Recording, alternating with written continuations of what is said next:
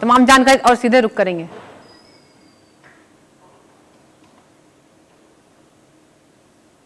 और 1857 में एक यहाँ पे हमारे स्वतंत्रता संग्राम का पहला आंदोलन हुआ, जिसको अंग्रेजों ने म्यूटिनी कहा, गदर कहा।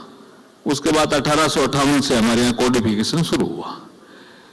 लॉर्ड मैकाले जब आते हैं तो हम अधिकतर लोग समझते हैं कि वो हमारी शिक्षा व्यवस्था को डिस्टर्ब करने के लिए शायद उनका योगदान है। उनका एक भाषण है ब्रिटिश पार्लियामेंट में, वो ये कहते हैं कि हमारी भारत की शिक्षा पद्धति हम चेंज नहीं करेंगे तब तक, हम लंबे समय तक हम शासन नहीं कर सकते।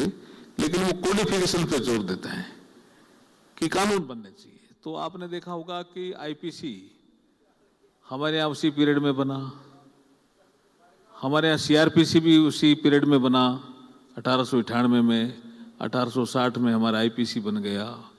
ऐसे हमारा इंडियन एविडेंस एक्ट भी बना। ये सब वही पीरियड है, 1857 के बाद का पीरियड है जहां अंग्रेजों ने कोडिफिकेशन शुरू किया। आप जो मेजर जिसको आप एनएक्सटी नाम अपने प्रोग्राम का दे रहे हो, नरेंद्र मोदी जी ने भी इस प्रोग्राम में ये कहते हुए कहा कि हम 20वीं सदी के जो कानून हैं उनसे हम 21वीं सदी की प्रॉब्लम को सॉल्व नहीं कर सकते। हमें 21वीं सदी में जो नागरिक रहते हैं उनको न्याय देना है, उनको गुड गवर्नेंस देना है। और कानून हमारे 20वीं सदी के होंगे तो हम न्याय नहीं कर पाएंगे हमारे नागरिकों के साथ, गुड गवर्नेंस नहीं दे पाएंगे, हम डेवलपमेंट नहीं कर पाएंगे, हम उनका ईज ऑफ लिविंग नहीं दे पाएंगे। तो उन्होंने जो अंग्रेजों के जमाने में बने हुए कानून थे, IPC, CrPC, Indian evidence act, उनको बदला। और खाली उनको ही नहीं बदला, 1633 ऐसे कानून थे जिनकी आवश्यकता नहीं थी, उनको भी समाप्त किया। और मैं इस विषय पे ये कहना चाहता हूं कि अंग्रेजों को भारतीय नागरिकों को दंड देना था, इसलिए वो दंड संहिता लेके आए। नरेंद्र मोदी जी को भारतीय नागरिकों को न्याय देना है, इसलिए वो न्याय संहिता लेके आए। ये चेंज है, यही फर्क है। It's been a revolution, ladies and gentlemen.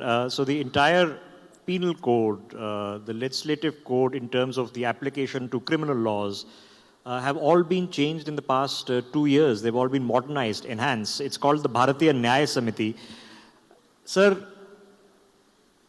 660 crore, that's just under 7 billion pages. 660 crore pages of court procedures, court documents digitize किए गए हैं। ये इसको सर्च करने में, रिसर्च करने में, इससे क्या सहूलियत मिलेगी अब आगे पीढ़ियों को? देखिए, अब कोई फैसला कभी कलकत्ता हाई कोर्ट में हुआ, कभी इलाहाबाद हाई कोर्ट में हुआ। अब वो उसका रिसर्च पेपर कहीं स्टोर में पड़ा है, उसको कुछ चूहे भी खा गए, कुछ साई भी फैल गई।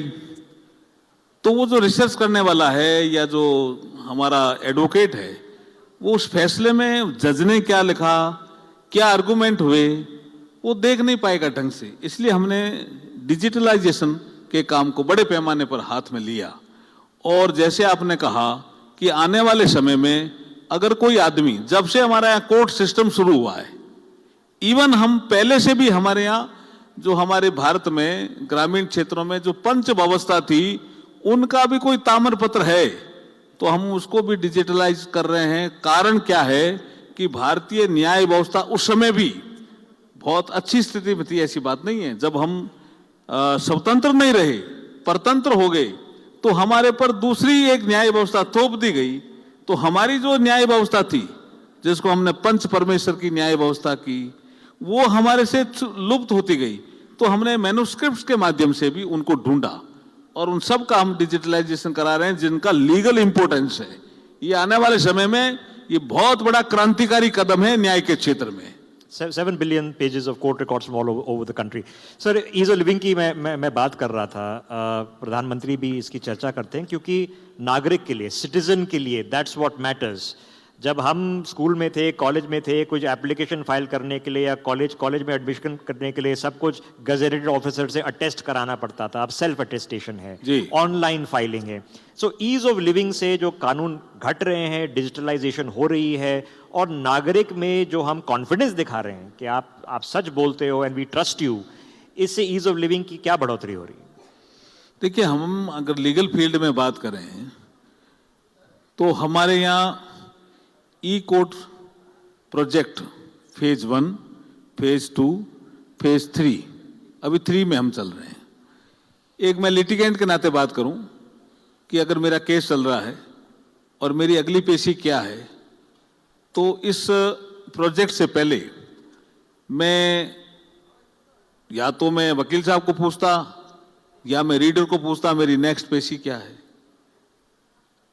लेकिन नरेंद्र मोदी जी ने नागरिकों को सुविधा देने के लिए, लीगल क्षेत्र की बात कर रहा हूं, कियोस्क बनाए, सेवा केंद्र बनाए, और वहां जाकर के उस मशीन में टच स्क्रीन के माध्यम से वो अपना केस नंबर डालेगा, तुरंत ही आ जाएगा कि इस कोर्ट में आपका मुकदमा चल रहा है और उसकी नेक्स्ट हियरिंग डेट ये है।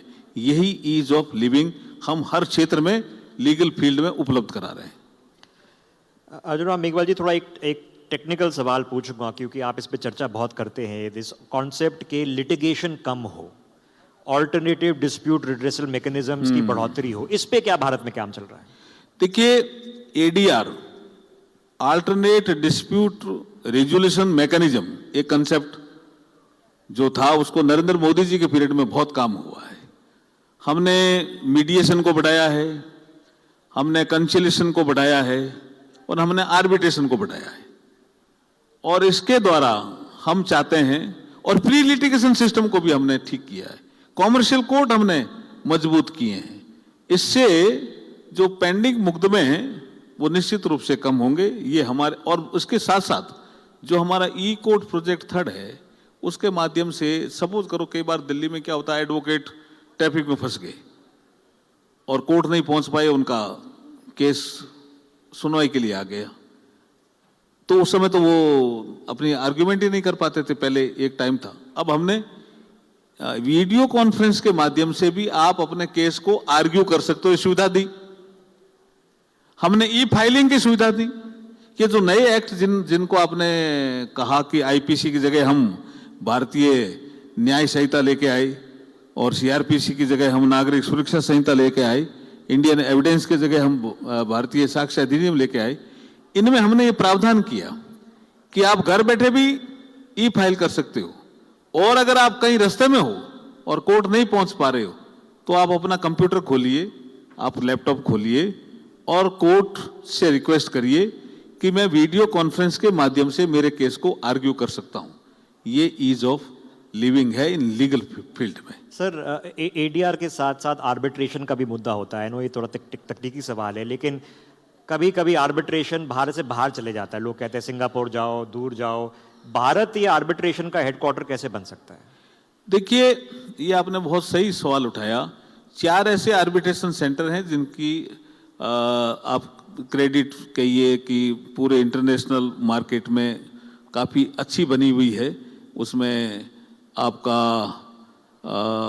सिंगापुर आर्बिट्रेशन का सेंटर है, इंटरनेशनल सेंटर, आपका दुबई का है, हांगकांग का है, लंदन का है, और नरेंद्र मोदी जी की ये इच्छा भी है कि हम आर्बिट्रेशन हब बनाएंगे भारत को, क्योंकि उसमें हमने केसेस देखे हैं कि काफ़ी केसेस होते हैं जो भारत से संबंधित ही होते हैं।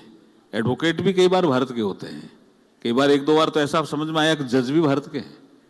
तो भारत आर्बिट्रेशन का हब बने, इसके लिए नरेंद्र मोदी जी आर्बिट्रेशन एक्ट में भी संशोधन किया, मीडिएशन एक्ट में भी संशोधन किया, और एक और संशोधन आर्बिट्रेशन एक्ट में प्रस्तावित है। और मुझे पूरा विश्वास है कि एडीआर को, अल्टरनेट डिस्प्यूट रेजोल्यूशन मैकेनिज्म को नरेंद्र मोदी जी जिस तरह से जोर दे रहे हैं, आने वाले समय में भारत भी आर्बिट्रेशन का एक मजबूत हब बन करके उभरेगा। ये बहुत खुशी की खबर है दैट इसको हम फुल डायमेंशन, फुल 360 से देख रहे हैं। मेघवाल जी, एआई के ज़माने में हाल ही में भारत में अभी एआई इम्पैक्ट समिट हुआ है। विश्व भर के 40 हेड्स ऑफ गवर्नमेंट थे यहाँ पर, सारी एआई कंपनीज के सारे फाउंडर्स सब यहाँ पर आए थे। एआई की गवर्नेंस की लीगल फ्रेमवर्क में भारत क्या मार्गदर्शन दे सकता है? देखिए, जो अपने एआई ग्लोबल समिट की बात की जो भारत में हुई, ये इंडस्ट्री 4.0 का एक कंपोनेंट है। हम अगर थोड़ा पीछे चलें तो जब इस दुनिया में स्टीम के इंजन का आविष्कार हुआ तो उसको इंडस्ट्री 1.0 बोला, और जब इस दुनिया में बिजली का आविष्कार हुआ पावर का तो इसको इंडस्ट्री 2.0 बोला, और जब इस दुनिया ने कंप्यूटर का आविष्कार किया आईसीटी इंफॉर्मेशन टेक्नोलॉजी तो उसको इंडस्ट्री 3.0 बोला। लेकिन अब जब हम इस युग में प्रवेश कर गए हैं इंडस्ट्री 4.0 तो उसके मेजर कंपोनेंट आर्टिफिशियल इंटेलिजेंस है, 3D प्रिंटिंग है, रोबोटिक टेक्नोलॉजी है, आईओटी है, मशीन लर्निंग है, ब्लॉकचेन टेक्नोलॉजी है, ये सब उसके पार्ट है और हम इसके बिना रह भी नहीं सकते। इंडस्ट्री 1.0 आया था तब भी कुछ लोगों ने विरोध किया कि नाव चलाने वाले क्या करेंगे। इंडस्ट्री 2.0 आया तब लोगों ने कहा लालटेन बनाने वाले क्या करेंगे, पेट्रोमैक्स बनाने वाले क्या करेंगे। और इंडस्ट्री 3.0 आया तब भी लोगों ने कहा कि बहुत से लोग बेरोजगार हो जाएंगे, लेकिन कोई नहीं रुका। इंडस्ट्री 1.0 भी आया, 2.0 भी आया, 3.0 भी आया और नागरिकों के जीवन को आसान करते गए और रोजगार के अवसर भी बढ़ते गए, रोजगार के स्वरूप भी बदलते गए। तो अभी जो ग्लोबल समिट हुई थी आर्टिफिशियल इंटेलिजेंस को लेकर के भारत में, उसमें निचोड़ ये निकला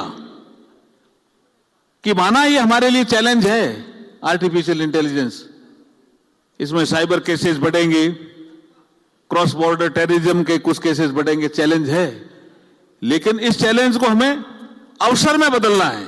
इसलिए इस समिट में ही तय हुआ कि रोजगार के अवसर कम नहीं होंगे, एआई टेक्नोलॉजी आने के बाद रोजगार का स्वरूप बदल जाएगा, जिसके लिए हम तैयार हैं, जिसके लिए भारत तैयार है। और नरेंद्र मोदी जी अपने गवर्नेंस में इसकी प्राथमिकता देते हैं कि इसको हमें भारत को इसके लिए तैयार रखना है।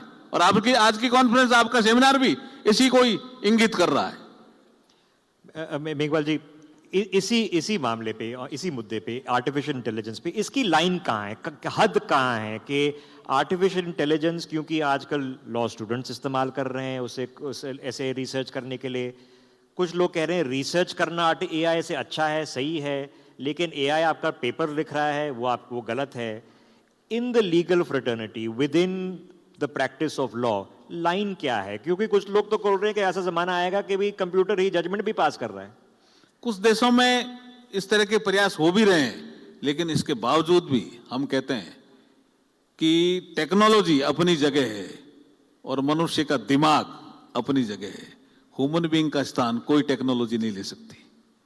On that very philosophical note, Arjun Ram Meghwal ji, हमारे साथ इस मंच पे जुड़ने के लिए बहुत बहुत धन्यवाद। Thank you. आपने बहुत क्लैरिटी दी है कि क्या लीगल रिफॉर्म की स्पेस पे यहाँ पर भारत में चल रहा है। बहुत बहुत धन्यवाद। Let's have a round of applause ladies and gentleman. Thank you.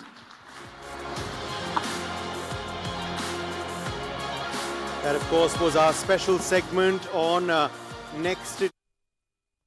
के कानून 21वीं